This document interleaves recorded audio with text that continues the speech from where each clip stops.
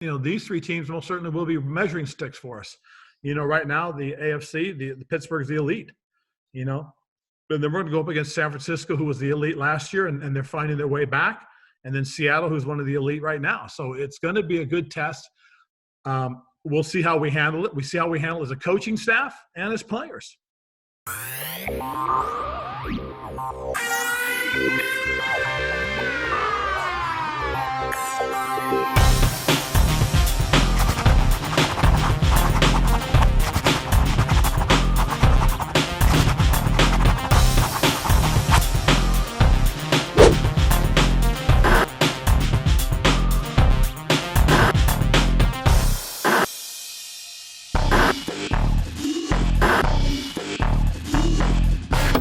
Oh, we love our new home. Neighborhood's great. Amazing school district. The HOA has been very involved. These shrubs aren't board approved. You need to break down your cardboard. Thank you. Violation. Violation. I see you've met Cynthia. At least Geico makes bundling our home and car insurance easy. And does help us save a bunch of money. 2 inches over regulation. Thanks, Cynthia. For bundling made easy, go to geico.com.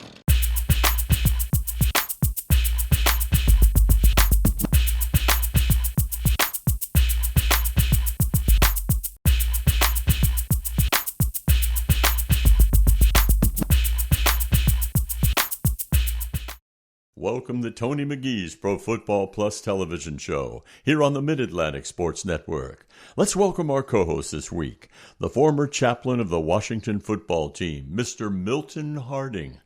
A man Tom Knott once called Mad Mike, the mouthpiece of NCAA maniacs, Mike Baker. Washington football team beat reporter and member of the Fairmont University women's basketball 1,000-point club, Miss Donna Hopkins.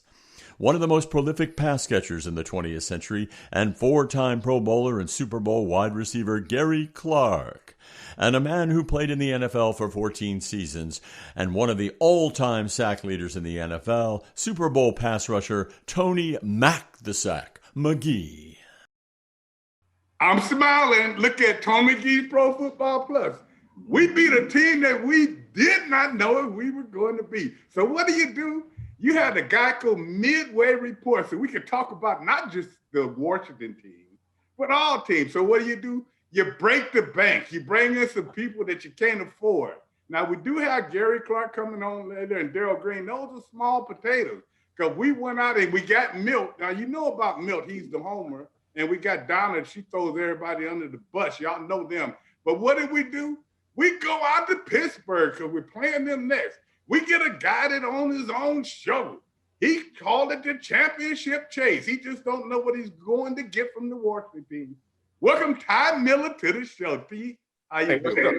What's up, man? How y'all doing? We're doing pretty good, but that's only half of my money, fans. When you look at him, you don't know I'm all the way broke. But when you go to USA Today and you get one of their sports reporters and you get the best out there, and his name is JB, we call him Jared Bell, you bring him to the show, I got to go out and get another job after this show. Welcome to the show, Jared. All right, my man. It's good to be back.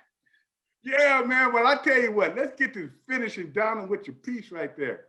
Rip Harris said he's looking for this team and they're going to assess themselves and they'll know themselves in the league relatively soon. What do you think he meant by that? Yeah, Tony, we're at the home stretch of the football season, and the second half of these last 5 games is going to be brutal. But let's just bring up the schedule right now for the remaining games. So look, Tony, you've got the Giants at 4-7, who leads the division right now. The Washington football team is right behind. And the Eagles, they play on Monday night. Cowboys, it's amazing that the Washington football team beats the Cowboys, not by a little bit, by a bunch this year. But as you can see, Tony, the NFC East race is up for grabs. And when you look at the remainder of the season, it's some tough games for the Washington football team. They've got to travel to Pittsburgh and the 49ers, Seattle, Carolina, and Philadelphia. That's not an easy task. And you look at the Giants, Seattle, Arizona, Cleveland, Baltimore, and Dallas. And then the Eagles are right there in the chase too. Seattle, Arizona, Cleveland, Baltimore, and Dallas. And, you know, the Cowboys are not out of it yet because anything could happen. Baltimore, Cincinnati, the 49ers, Philadelphia, and the Giants. So, Tony, when you look at all of the remaining of the schedule, it's going to be interesting in the NFC East down the stretch. So that's a little bit what Ron Rivera was talking about. Oh, come on now. Wait a minute. Let's do the Cowboys first. Are you doing that just because we got Ty on the show? They didn't expect to beat the Cowboys. You know why their schedule is hard? Because the 4 worst teams are in their division. So you got to take a look at it. Ty, tell me what you think about your Cowboys. I mean, I know you've had the injuries, but right now, the defense is terrible. The offense, I don't like the leadership on this thing. Give me your summary since you are a Cowboy man. Well, full disclosure, Tony. First of all, of course, I cover the Pittsburgh Steelers. I grew up in Alabama. And down in Alabama, we only had the Cowboys, the Falcons, and the Saints to watch. And if you see that star, man, you kind of mesmerized, so you become a Cowboys fan. So that's why I'm a Cowboys fan. Now, Dallas has a prayer's chance to win this division, but I highly doubt it this year. The Redskins, unfortunately, they have 3 straight losses coming up on the schedule. Just hate to break it to you guys right now. I see right now that Dallas is in the process of a team that really has to look toward next year almost, because there's no hope in terms of what they're doing with that offensive line. It really boils down to, first of all, the quarterback, then the offensive line goes down, and they have injuries all over the place. One of the glaring injuries that took place a couple of weeks ago was their defensive back, the number 1 draft choice out of Alabama, the guy whose brother plays with Buffalo now. I can't think of his name. He played for Stephon Diggs. Yeah, he's from Maryland, and he really hurt that secondary by going out, because that secondary had played much better with him in there, and they got a couple other guys back. But be that as it may, when you lose 2 offensive tackles, Tony, you know well this, because you know you made your career off backup guys. So when I like that. That was the best. He dropped that in right on y'all. In other words, you know, I only played when the game was won or lost. So wait a minute, Jared, tell me what you think about it. They were laughing a few weeks ago when I said that the Giants may win this division. Yeah, you know, when you guys put that graphic up and had all of the games against all the teams for these 4 teams, I saw 1 win that's guaranteed for any of those teams, and that was Dallas against Cincinnati, and even that's not guaranteed, as Todd just pointed out the Cowboys issues. So this division is going to be determined between the divisional games, really. When Philly plays the Giants plays Washington, Dallas plays Philly. And so I don't know how that's going to go, except to say you look at who's playing the best football at any given time, and there's still a month to go. And looking at it in that regard, I think Washington and the Giants are the 2 teams right now that you say are, you know, a cut above Dallas and Philly. Now that could change tomorrow, right? But it's so even. But I think that's where it comes down to, because, you know, you look at Washington's schedule, for example, and Todd was saying, hey, you know, they got to play Pittsburgh. The 49ers, as they just showed against the Rams, are not going to be an easy game, regardless of what their record says, because they're getting healthier. And, you know, and Kyle Shanahan playing Washington, you think he wants to lose that game? So it's going to be dramatic one way or another. And I'm wondering now, how many wins is it going to take to win this division? 6 would be great. I don't know. Does anybody see 6? I'm 5.5. They're going to tie 1. You know, because we've never been here before, so that defies it. We've never been at this level before, so that kind of, it's hard to imagine a 6-win season takes down a division. Yeah. But I think just from what I'm seeing and being a homer, I see the Giants progressing in their defensive end, and I think the one who wins this division will win it from a defensive standpoint more so than an offense. That's just my perspective. And, well, it's Washington, right? Well, yeah, that's what I'm saying. I think the one that wins the division will win it on defense, and I think Washington has maybe a cut above offensively right now than maybe the Giants. But we'll see. I mean, that's hard to imagine that 6 wins would win a division for. But it's going to take some offensive play too, because when you look at the Washington football team's schedule, they've got Pittsburgh, who hasn't lost a game yet. They've got Seattle coming in here. They've got the 49ers that they have to face. And then at the end of the stretch, so all of their games is tough, but they need some offensive play in there too. Now, if they don't have that running game going like they have in the last 2 games, that's going to be a problem facing some of these tough defensive teams that they've got coming up. Yeah, but don't you look at it, and I'm looking at the other end of that spectrum, and I want to holler at you with this tie, because we were talking about the other day. When I look at this Pittsburgh team, and one thing I do see there is the opportunity that they're a very fast team. Sideline to sideline, they're excellent. But when people pump them up in the middle and they're going after the middle linebackers and making those strong safeties be real strong safeties and little linebacker within, they seem to have a problem. So if you look at this Washington team, the last couple of weeks, they have developed a piece of a running game, not a great one, but at the same time, if that running game is strong, could that give Pittsburgh a little problem? I honestly don't think so, because one of the strengths of the Pittsburgh defense is their front seven. And yes, it's very hard to run sideline to sideline or even in the middle on this defense. One of the main reasons is because Stephon Diggs, who missed most of last season with the pec injury, he's back this year. He's kind of stuffed that middle along with Cam Hayward. So Washington's going to have a difficult time doing what they did the last couple of weeks against this Pittsburgh defense. Now, one of the things in their favor is the Steelers have played, and I don't know if a lot of people look at this, they have played some backup quarterbacks along the way, but they won those games, but they didn't really have a hard time. Alex Smith is an experienced guy, and if he can get some guys out on the edge throwing some swing passes to them, that may cause some problems for the Pittsburgh defense. But I can tell you right now, it's going to be very hard for them to run on that defense this week. Jared, you got to agree with that. You feel like it's going to be very hard for the Washington team to run, but at the same time, you've watched this team for years. Do you actually see, and I got a couple of questions that I have to ask, and one of them is from the climate of this Washington team. Do you see a change in it, going more towards winning, going more towards discipline, going more towards getting the running game back involved? Yeah, I see some things that you can look at and say you've got something to build on. And I think back to Ron Rivera talking, a couple months ago about being in the race when he made the switch at quarterback and everybody laughed at him and said, yeah, right. You think you could still win this thing. And so there's that. The one thing that I loved about watching the Thanksgiving game was Terry McLaughlin and seeing him chase down Jalen Smith. And then that turned out to just, turn into a field goal for the Cowboys when it should have been a pick six.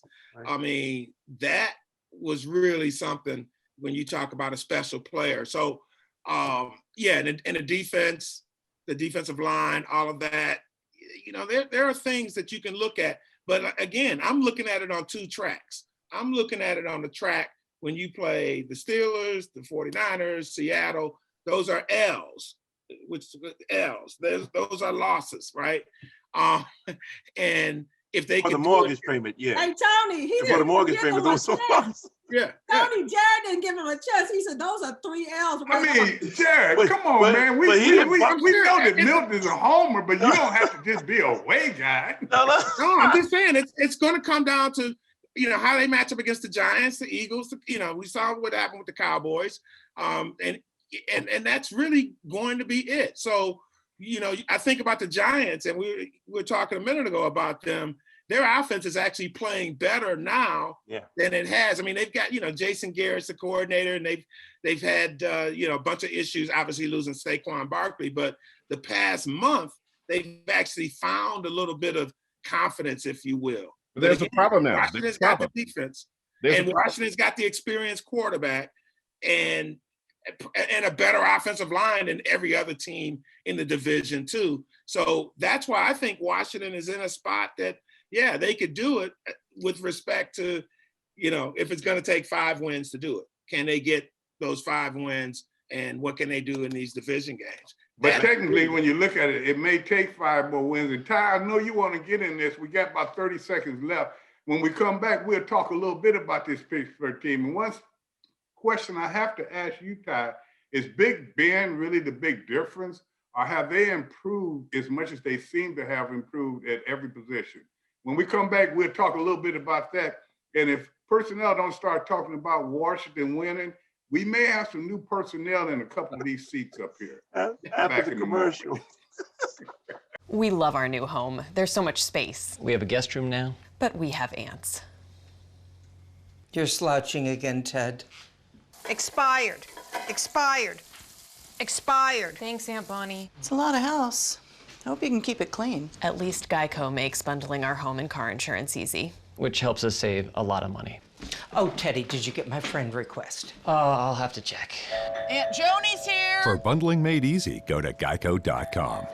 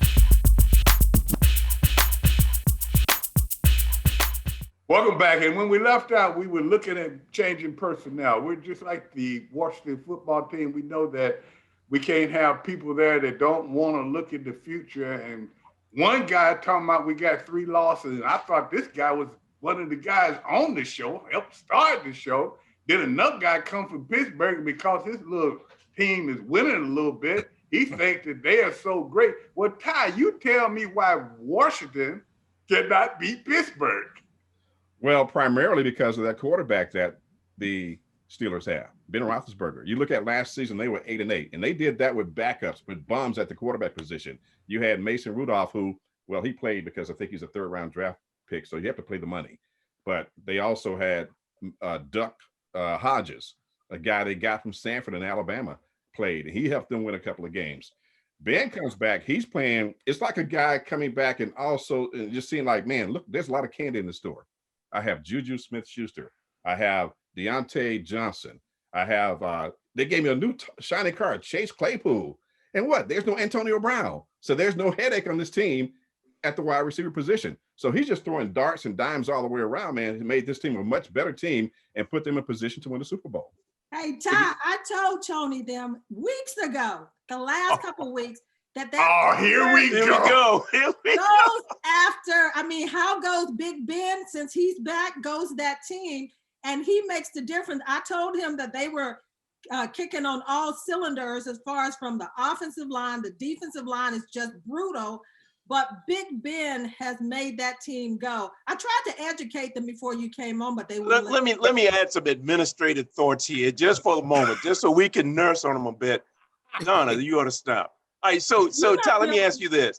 It is known history. Now Big Ben's, he's a winner. You give him that. He has a history of holding the ball a tad longer than most. I'll put it like that.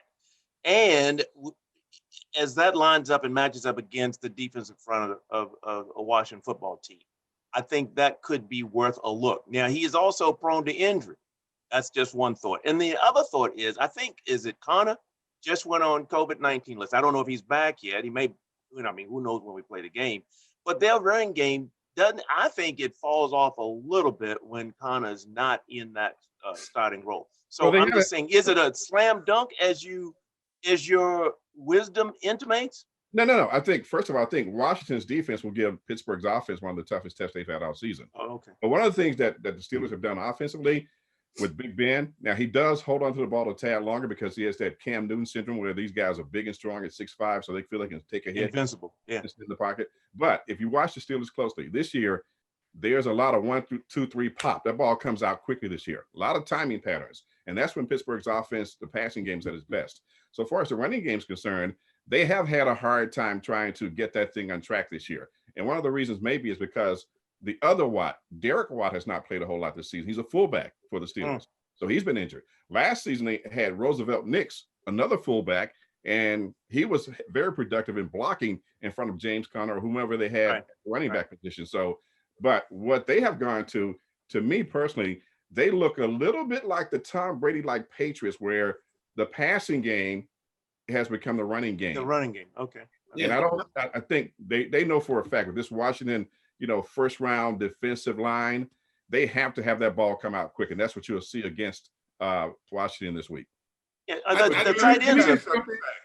Let me just jump in here, because I think that's a great point, because when I look at the Steelers, yeah, they might be the most balanced team in the NFL because of what's happened on defense. And like you said, 8-8 last year with backup quarterbacks, Ben kind of gives them that stability. Because the thing about the Steelers that I also like is the fact they're a veteran team. Even though they've got a lot of young players, they've got veteran presence and poise. You look at that Baltimore game, for example, a few weeks ago where they almost lost it, or they were set up to lose, and they kind of kept their composure. So they've got it in their DNA. Mike Tomlin has a lot to do with that. But if there is one thing about the Steelers I wonder about, Ty, you hit on it. It's the consistency of the running game. Even when Connor is there, it's not always consistent. Now they've been able to incorporate some other guys, Snead being Benny Snell being one, where sometimes they'll be kind of resourceful and use what they can. But that running game is not championship proven, if you will. They lost a lot since the days of Le'Veon Bell, and that might come back to bite them, because I still think in the AFC it's going to come down to Pittsburgh and Kansas City. And see, this is where I'm thinking, and I know we've kind of pointed out the things that are wrong with the Washington team, but it looks as if matchups could work in their favor. Number one, as you said, that running game hasn't been the same since they've changed running backs up in Pittsburgh. Number two, that wide receiver core is not the wide receiver core that caught 200 or 300 passes in a couple of years for them. It's a new receiver core that really doesn't have that number one receiver that stands up every week. Number three, Big Ben, and you know what? You can tell that Milton is a minister because he did all praying things. He fought in the coronavirus. He bought in if he gets hurt. He holds the ball. Everything is godly. But at the same time, you just start looking at them manly, they do have some flaws. And they have some things going on. I don't think their offensive line is as strong as it's been in the past. And without Watts on there, that defense would not be nothing about as close as what it is. Yes, they have a lot of players, but their players are built for speed. Now, I want to ask you this, Mike. I know you all film. Can we bring Daryl in right now when we talk a little speed? I thought I would segue in when you talk about a man that played 20 years. He ran 4.2 when he came in and 4.1 when he left. The defensive back, the cornerback. We got him waiting. Is it fast enough to bring him in, Mike, or what? Actually, he's been in the room the whole time. He's been listening. My man. We just couldn't see him. He was that fast. Now, Daryl, do you want to tell them about, they were talking about somebody getting caught. Did you want to tell them that when you caught Tony on Monday night, I was running right next to you? Yeah. Don't put that kind of pressure on him, Tony. I would say you were, but Tony wasn't on our sideline. You know how you run down the side, but it was on their sideline. So we can't get away with that one. Wait, one person already told me I got all my sacks when they had the second string in. So now you telling me I was running next to you on the sideline. Yeah, you were running with me, down the sideline. You were the only one that knew I would catch it. I'll say that. Hey, D, we got some people on. We got Jared Bell on, which you see him out there all the time with the USA Jared Bell. Who's he with? Jared Bell. Yeah, you remember the name.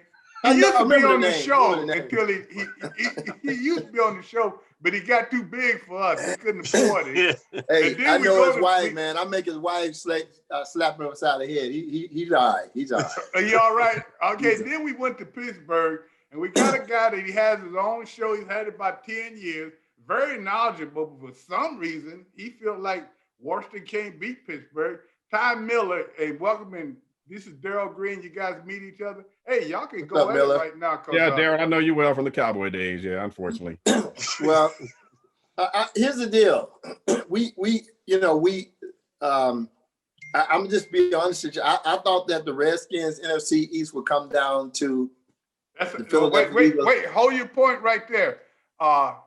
That's $10 you need to leave for our pot because you said Redskins. Hey, listen, I heard the bell go off. The bell went off. Fans, do you see that we got Mr. Daryl Green here that owes us money? Okay, continue, please. I'll pay my money, but I'm the only player in NFL history of this team that played 20 seasons. I can have one slip up. Okay, Well, I need I a think we mulligan. can go with that. I'm 20 You need years a with the mulligan. team, but obviously I'm one who was a very advocate for the change of the name. But no.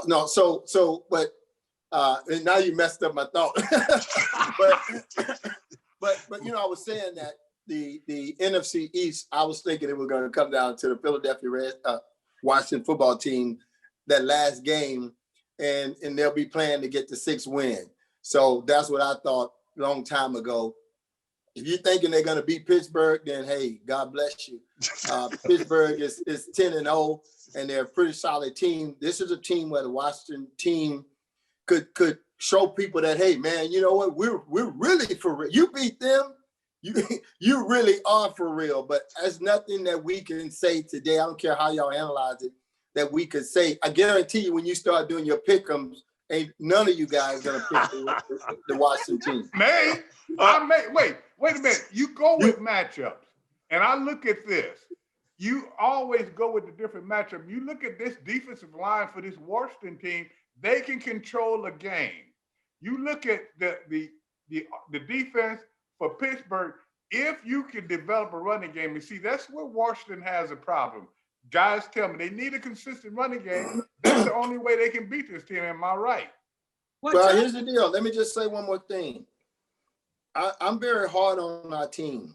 We're diehards. This is our team, and I'm always hard on them. And until you really do something, they beat Philadelphia with a banged up offensive line, and they won this game with a banged up offensive line, meaning the opposite teams had banged up offensive lines. And the defensive line is incredible, but they're young, and they are going to hopefully be our future. I'm not sure we're going to find out if they're going to be our present, but they definitely are our future that we're building on.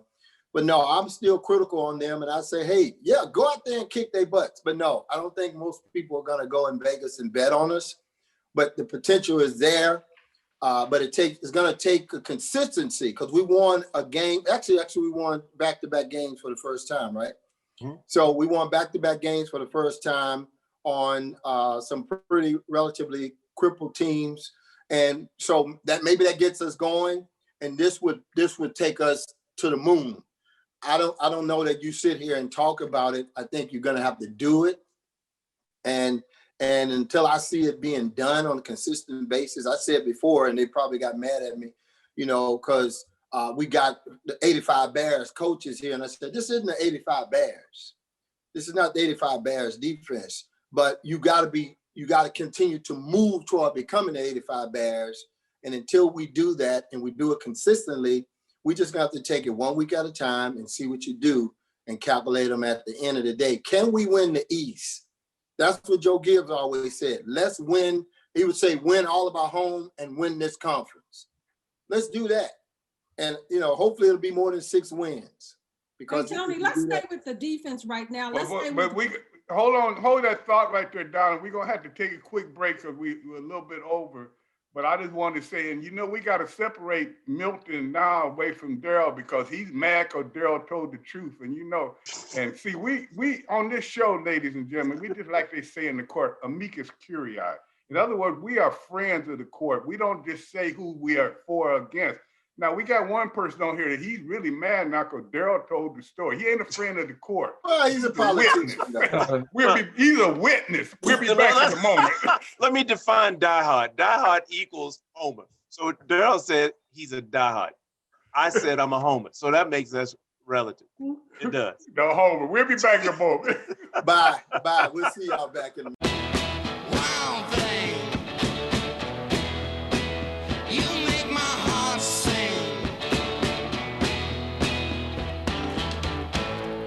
Wild thing.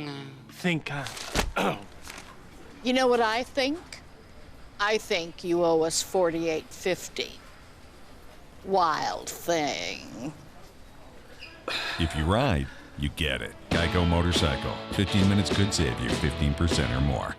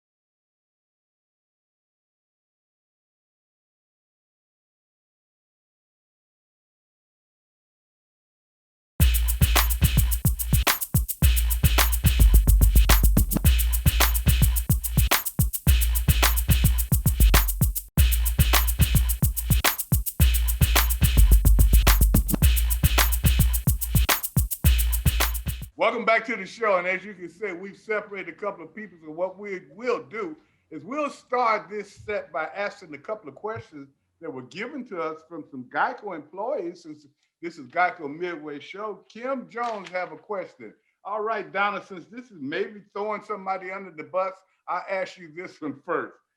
There have been many questions raised about the culture in the locker room and within the organization since Ron Rivera has come on board as coach.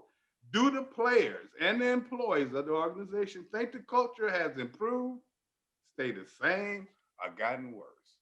No, Tony, this is one area that this Washington football team has improved on is the culture.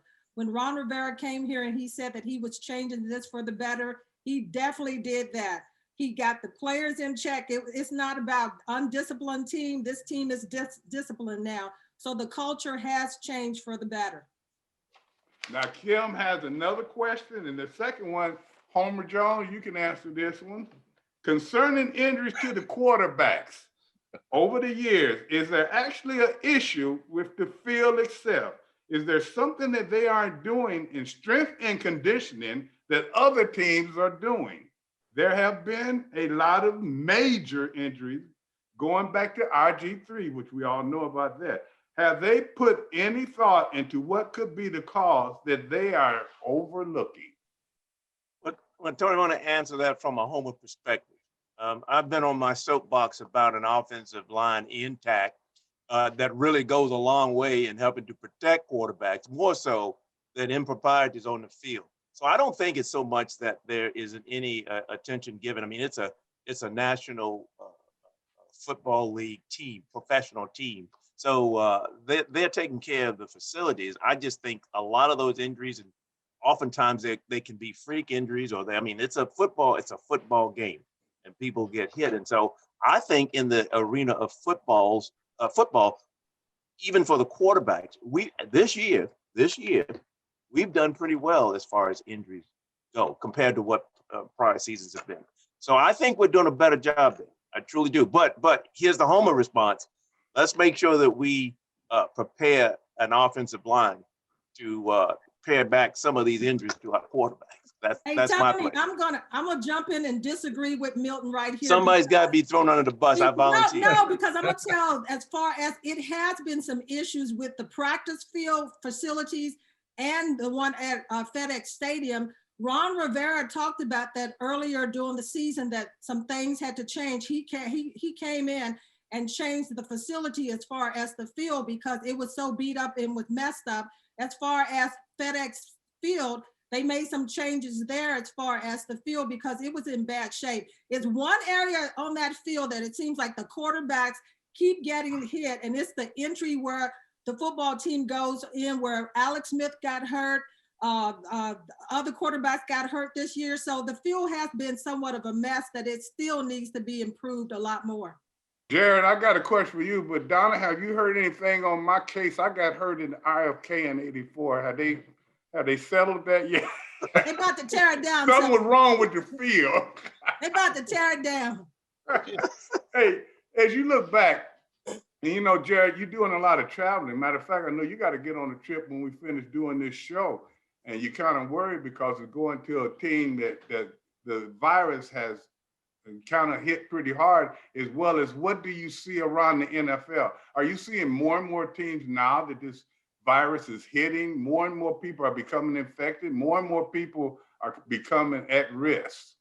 Well, it's interesting because I think the NFL has just kind of had its worst week with the COVID pandemic since this thing started.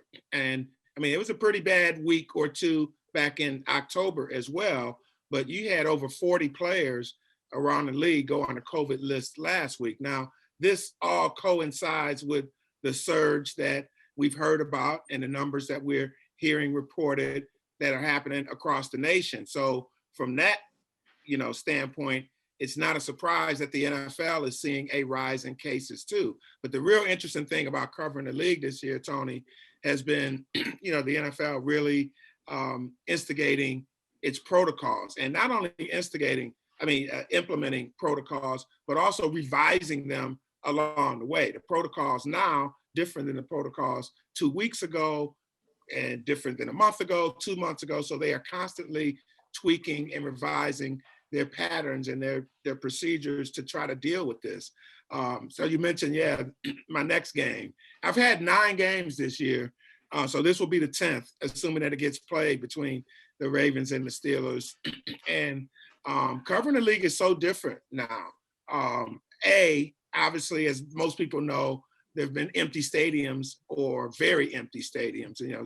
Some cases like in Tampa, I've done like 3 games down in Tampa, excuse me, following Tom Brady and the Bucs. And they've had a limited amount of fans, like 15,000. But for the most part, empty stadiums have been the deal.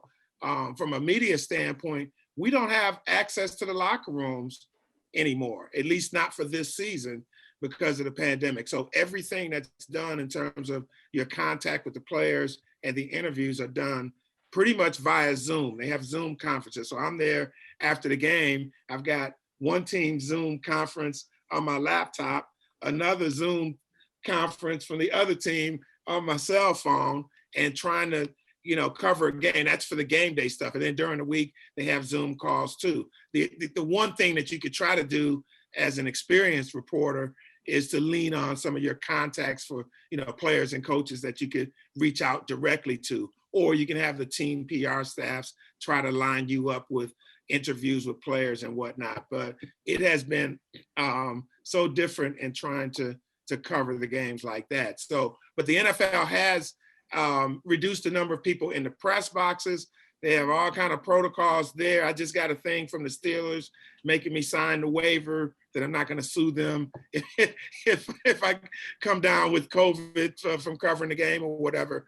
They've got social distancing in the press boxes. They have changed the way they serve, meals, and they've taken a lot of measures too. They check your temperature before you go into the press box. So they've tried to, expand their protocols to deal with the media as well, because, anybody and everybody is a risk for spreading this thing. But I'd still rather go. I've had a couple, maybe 3 weeks this season where I've watched games on television at home and actually written columns off of them. But I'd still rather be there than to do it all on television. But it's been quite the challenge, man. Well, I asked all of you guys, it seemed like the product is starting to hurt a little bit when you talk about the brand and you're seeing players is playing like Denver the other day. What kind of game is that to have on where you do not even have a starting quarterback? And I think you have to make some adjustments there. And then the other things that's transpiring to me is you're getting certain players out, you're getting players back in. Are these players getting well? Why allow them to shake and hug and do everything at the end of the game when you are sweaty and you have been breathing hard and doing all this and you out there doing that? Why not they not send them right to the locker room?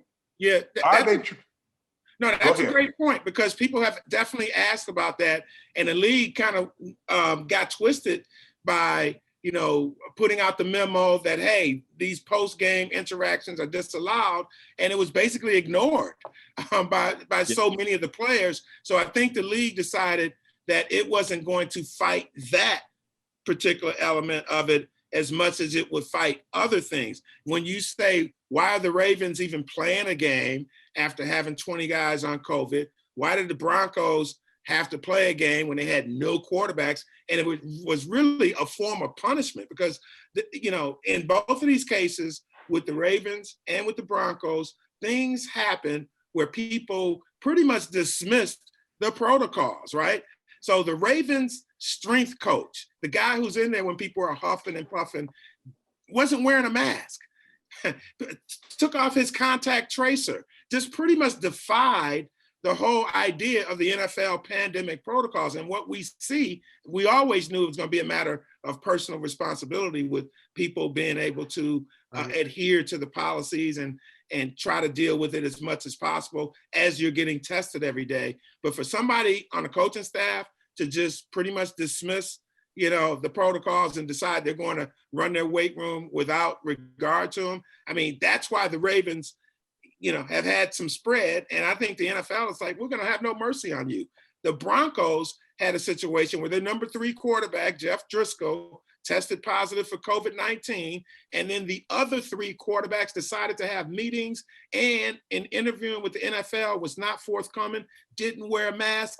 They too just pretty much dismissed the protocols like they know better and that they can not wear a mask because that's how they feel like operating. Well, guess what? Your team suffered for it. So I think there's a fine line in terms of when the NFL, which doesn't have as many windows now to put these other games in, fine line between that and postponing games and rescheduling them and whatnot. And guess what? Everybody wants their paycheck. So that's kind of part of it too, because you can say, and there is some concern for health and safety. I mean, we know that, but there's also the concern for, people trying to have the league trying to get these games in, because if nothing else, they're able to generate 60% of the revenues that they normally would during a season when you had, if you had full stadiums. So it's been fans, you have to realize 60% of that money is a lot of money. And when we come back, I have to ask Ty Bill a little bit, because the team that the Ravens are playing, Pittsburgh, have had their problems with the pandemic as well. And hopefully they'll be weak enough that the Washington team can just stomp them. We'll ask you when we come back. That's wrong. We'll be back in a moment. We love the new apartment. The natural light is amazing. Hardwood floors. There is a bit of a clogging problem.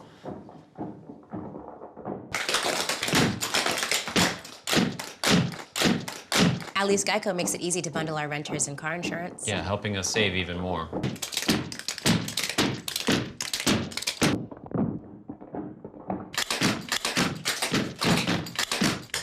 For bundling made easy, go to geico.com.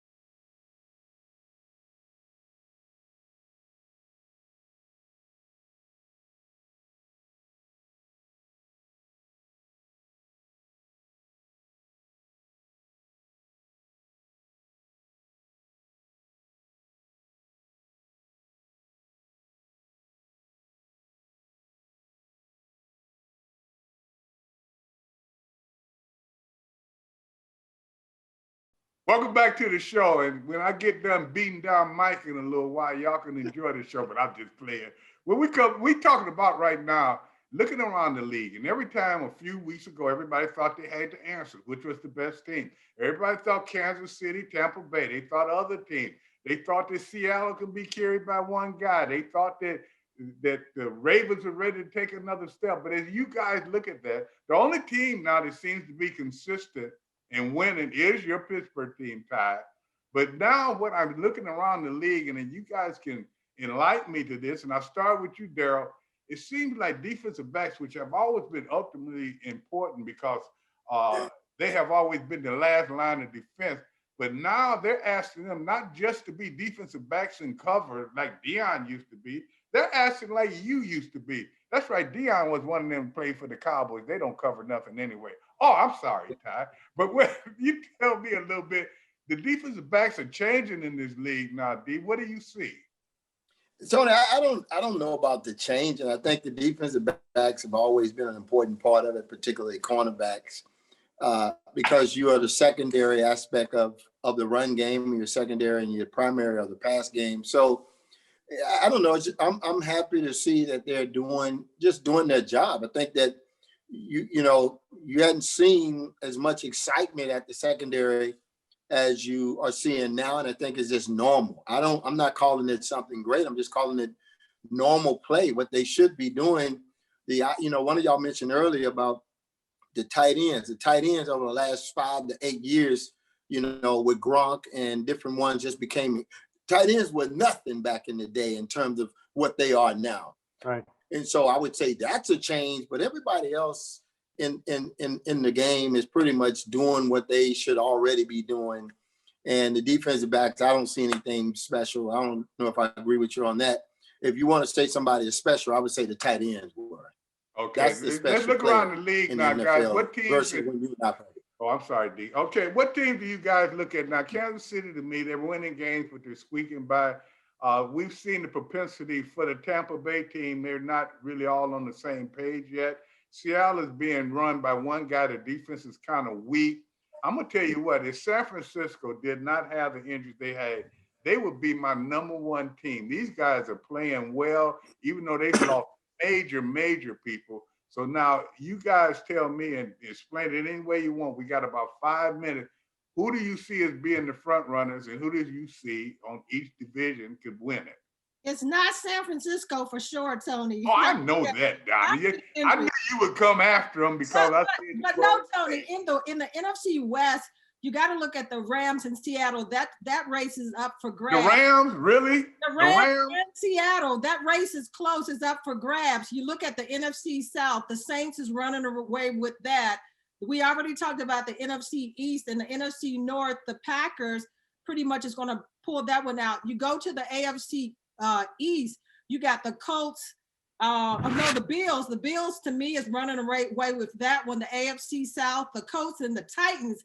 That one's going to be interesting with that game against that they went up against the Colts and the Titans, which Henry just exploded. It was like a one-man wrecking show. So that could be up for grabs. And then you talk about Seattle. Seattle is not Seattle, but you talk about Kansas City.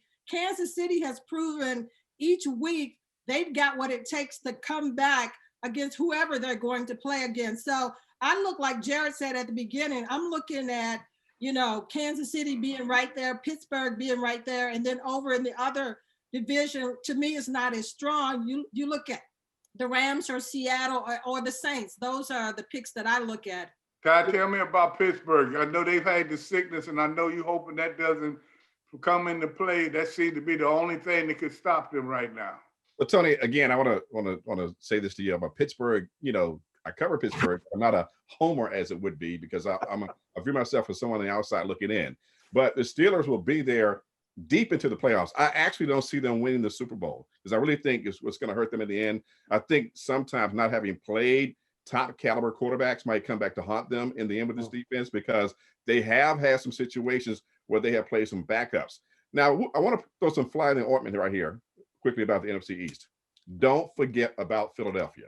Only because They have the quarterback, the best quarterback in that division right now, if he can just get rid of the ball. Now, I don't think they'll beat Seattle, but don't discount that Philadelphia can come back and win the NFC East. No, let me say this. Let me discount Philadelphia, okay? Because they do not have the best quarterback in the division, and their offensive line is a mess. The one thing I like about Philly is the defensive line, and they kind of have that mentality that, they won't quit. So I'll give them that. But let me just throw a couple teams out at you. Donna, you mentioned Tennessee, and I don't think it's neck and neck with Indianapolis anymore. I think the Titans are, on a roll right now. The other thing, Seattle, we talk about their defense, but two things have happened with the defense, and it might be enough to get them to the point that they can really compete to maybe go to the Super Bowl. And that's Jamal Adams coming back off an injury, all-pro safety, awesome DB, who can do it on all three levels. And then Carlos Dunlap, defensive end, who they acquired in a trade, and he's given them a little bit of a pass rush. So a couple tweaks here and there might be really significant for them. Two teams that are down right now that I think you still have to look out for because they will have winnable games in December. Baltimore, as bad as it is right now, and Tampa Bay, as bad as it looks right now. If you look at their schedules, they should beat everybody along the way, besides, Baltimore and Pittsburgh, after that, throughout December. So they will be favored to win those games. And oh, by the way, the Cleveland Browns will make the playoffs. And with Nick Chubb and Kareem Hunt, 1-2 punch at running back, which is what you want this time of year, the Browns are going to go to the playoffs for the first time since 2002. Now, I'm not saying they're going to go deep into the playoffs, but, you take your step where you can get it. There you go. And I tell you what, they are a pretty good team. They lost some good people. But when we come back for this last segment, ladies and gentlemen and fans, we will be talking about who we think are the winners or who may go to the Super Bowl. Now, I got to talk a little bit more to Darryl Green because, he may have some insight about that Washington team we don't know. No, he don't. We'll be back in a minute. He does.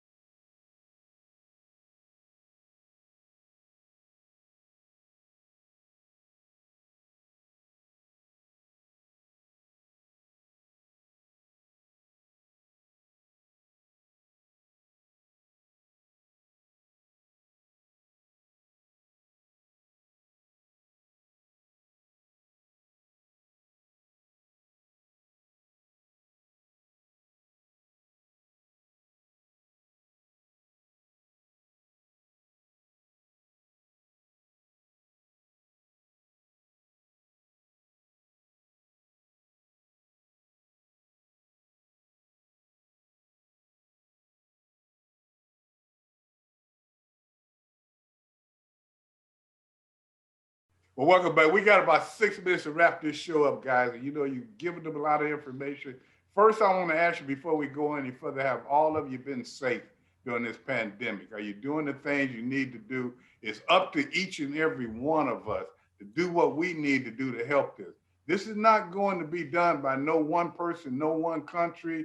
It's going to be done by the world if we want to get out of this. So you guys stay safe. Do whatever they say. It may seem like it's nugatory right now, but it's something we need. Let's start looking around the league. We're not even going, are we going to do the picks this week, Donna? You want to get that out of the way? Yes, Tony, I can just quickly say that. We've been having too many recalls and revotes. And that was because I wasn't in control. So last week, you and I went 3-2. Gary went 2-3. Milt went 1-4. Mike went 2-3. Gary still leads the picks by 1. You and I are right behind him. And Milton and Mike, they're somewhere at the bottom. Donna, you don't have to shake your head when you give out scores. You shake your head. Wait, Milt. Hey, look, I hear anger in your voice? No. She telling you can't bring a homer down. It doesn't matter if it's. I hear anger in your voice? Okay, guys, let's look at this. And we'll get a chance to finish speaking of this a little further next week, maybe, if all of us come back. What do you see right now if you were looking at the playoffs? Give me your favorites and tell me why. I got 2 questions. We got about 5 minutes.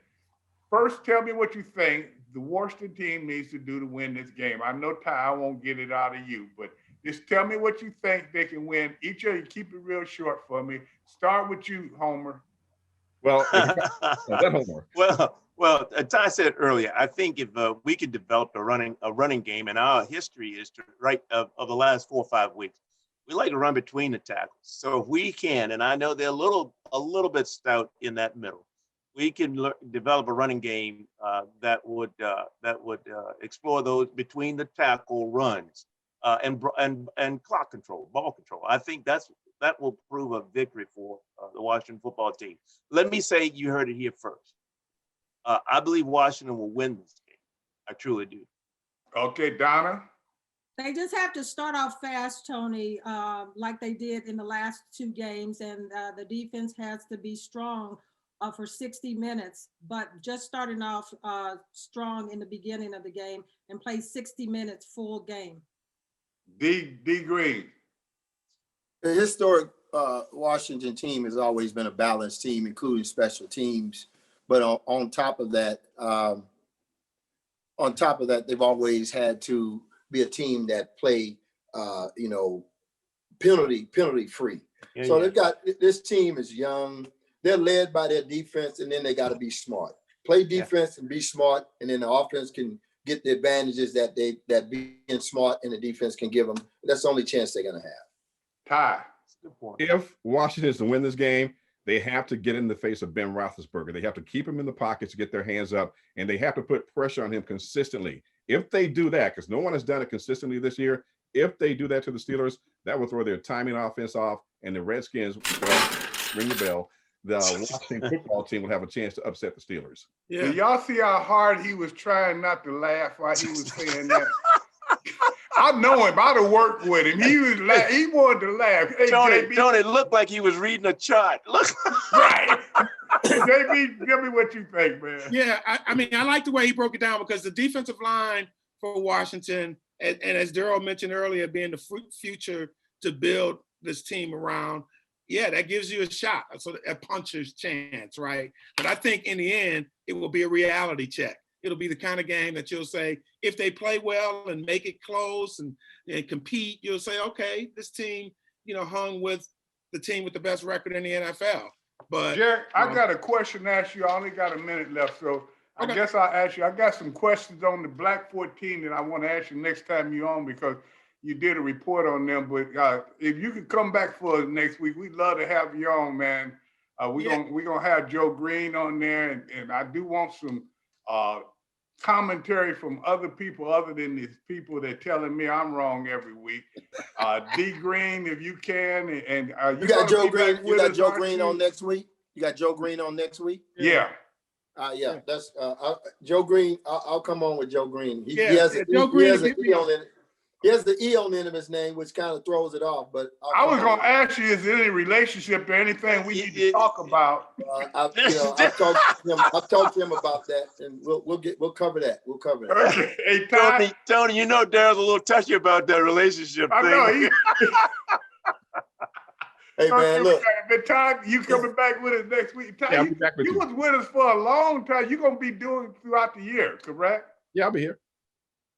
Well, you're going to have to get a better attitude. Don't be telling us about Pittsburgh going to win. You on a Washington show now, and govern yourself accordingly, unless we're going to get new personnel in that seat. Well, 2 wins over Dallas, and y'all are so hyped, man. That was Dallas, a bad Dallas team this That's year. your team. Hey, we were win-starved, man. We needed something to happen. Well, guys, been a good show. And, next week when we come back, we'll make it even better. But one thing about it, we talked about the Washington Redskins, and we know I give them some money. At the same time, the Washington team has shown improvement. And we do know 2 or 3 games that they could have won, but I think they were building character. When we look at the season going forward, no matter what happens, if they have a chance to get in the playoffs and they do it, they've accomplished something. But right now, they've accomplished getting better, and that's what we all see. And saying that, that's what we need to do each and every day with the pandemic and when it's not a pandemic. Work to be together, be better. Don't be the same as when you got up in the morning. Try to be better when you go to bed at night. Hey, one thing we never say on this show is we never say goodbye. And not at all the people coming back next week. you'll know who's not here because they didn't say the right thing during the course of the week. So what we'll say is in the minute.